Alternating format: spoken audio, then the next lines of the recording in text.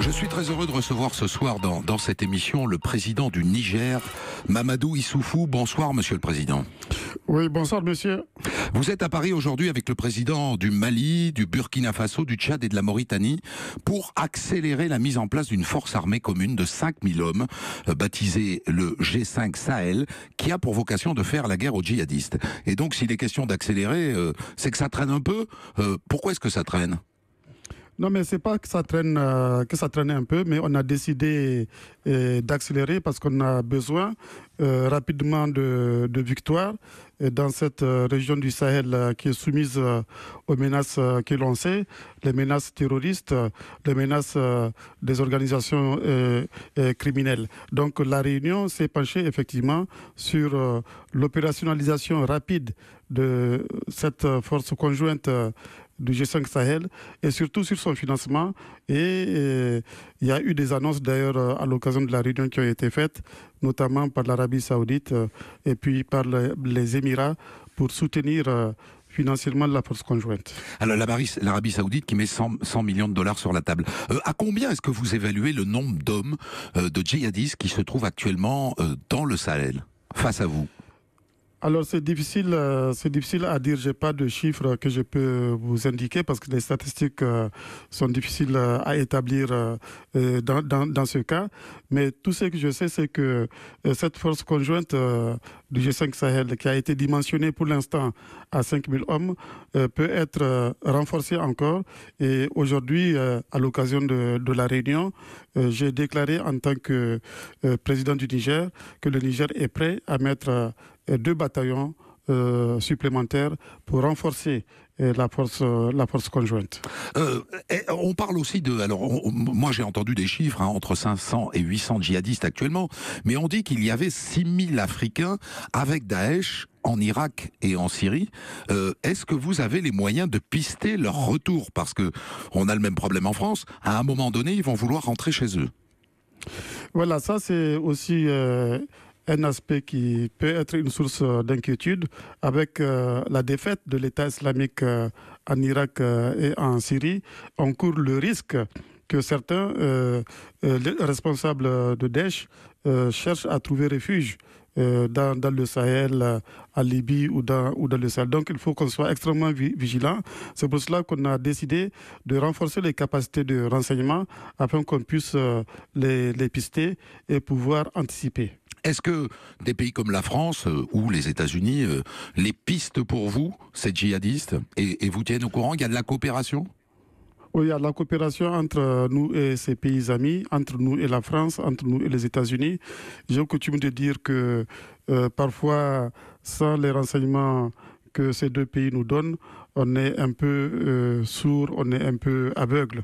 Et j'apprécie très fortement la coopération avec ces 2 pays, notamment sur le plan du renseignement. Et entre Africains, entre Maliens, Burkinabés, Tchadiens, Mauritaniens et donc Nigériens, il y a de la coopération entre les services de renseignement? On m'a dit que pas beaucoup. La coopération est très forte, contrairement à ce que les gens peuvent dire. Nous avons d'ailleurs décidé de mettre en commun tous nos moyens, que ce soit les capacités opérationnelles ou les capacités de renseignement, parce que nous sommes conscients du fait que la menace est très grave. On a vu ailleurs comment les pays ont été obligés de se mettre ensemble. C'est le cas au Moyen-Orient, en Syrie, en Irak. Toutes les puissances qui sont présentes, que ce soit les États-Unis, la France, la Russie et les autres puissances régionales. Donc nous, on ne peut pas ne pas mettre en commun nos faibles moyens pour faire face à la menace avec le soutien des pays amis. Et du reste, c'est ce qu'on a fait aussi dans le bassin du lac Tchad avec la force mixte multinationale qu'on a mise en place à 4, le Cameroun, le Tchad, le Nigeria et le Niger, et qui a obtenu de très bons résultats dans la lutte contre Boko Haram. Je pense que la force conjointe qu'on met en place pour le Nord Mali et les autres régions du Sahel donnera assez rapidement des résultats comme ceux qu'on a obtenus face à Boko Haram. Monsieur le Président Issoufou, l'Europe fait face depuis des années maintenant à une vague migratoire puissante. Des Africains et notamment des Nigériens arrivent tous les jours en France et en Europe. Vous êtes impuissant par rapport à ça. D'abord, est-ce que vous les comprenez, ces jeunes Nigériens qui quittent votre pays pour venir dans le nôtre ? On n'est pas impuissant par rapport à ça. D'abord, je dois vous dire que le Niger n'est pas un pays d'origine des migrants vers l'Europe. Le Niger est un pays de transit. Et par rapport à ça, nous avons au Niger un plan de lutte contre la migration clandestine, contre la migration irrégulière, parce que pour nous, en tant que dirigeants africains, nous trouvons moralement insupportable que des Africains viennent mourir dans le désert ou viennent mourir en Méditerranée. Donc, première raison pour laquelle le Niger s'est engagé dans la lutte contre la migration clandestine. La deuxième raison, c'est que les passeurs qui amènent les migrants vers la Libye reviennent au Niger avec des armes. Donc, ça nous pose des problèmes de sécurité. Pour ces deux raisons, nous avons décidé de nous battre contre la migration régulière. Depuis un an, nous avons obtenu de très bons résultats. Avant les mesures qu'on met en place, il y avait près de 150 000 migrants qui transitaient par le Niger.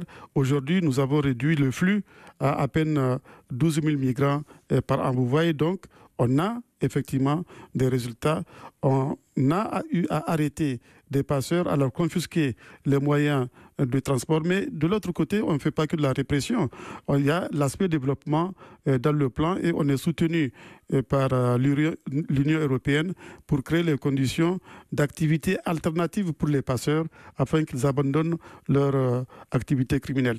Donc moi, je suis totalement satisfait de la coopération qu'on a avec l'Union européenne sur cette question et au Niger, en tout cas, on a obtenu d'excellents résultats. Et c'est pour cela d'ailleurs qu'il faut soutenir aussi les pays du Sahel pour lutter contre le terrorisme, parce que le terrorisme aussi peut être une cause de migration, parce que quand il y a l'insécurité, les populations ont tendance à partir.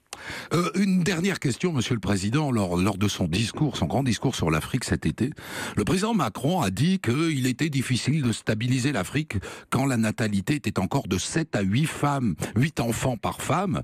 Alors ça a beaucoup choqué en France. Je voulais savoir si ça vous avait choqué, vous. Non, moi je pense que la démographie est un défi auquel nous sommes confrontés. Je sais de quoi je parle. Je suis dirigeant d'un pays où le taux de croissance de la population est de 4%. Et dans mon programme, j'ai prévu qu'il faut que je prenne des mesures pour créer les conditions de la transition démographique, parce qu'on ne peut plus continuer avec la situation où la population de mon pays va doubler tous les 18 ans. Donc nous avons prévu des mesures dans le cadre du plan du développement économique et social du Niger, plan autour duquel d'ailleurs on a eu à démarrer aujourd'hui une table ronde pour le financement. Et donc un de nos objectifs, c'est de créer les conditions de cette transition démographique afin de réduire le taux de croissance de la population. Donc ça a choqué les Toubabs, mais pas vous. Alors, en tout cas, moi, je viens de vous dire ce que j'en pense. Je pense que c'est un défi qu'il faut relever. Il faut créer ces conditions de la transition démographique en prenant beaucoup de mesures, éducation des jeunes filles, maintien des jeunes filles à l'école le plus longtemps possible jusqu'à l'âge de 16 ans, afin de mettre fin au mariage précoce, aux grossesses précoces. Il faut alphabétiser les femmes, trouver des emplois pour les femmes. Tout ça, ça participe de la création des conditions de la transition démographique. Il faut mettre l'accent sur la santé de la reproduction. Donc, moi, ça ne me choque pas pour tout vous dire. Merci beaucoup, Monsieur Issoufou, président donc du Niger. Je vous en prie, monsieur, je vous en prie. Merci à vous.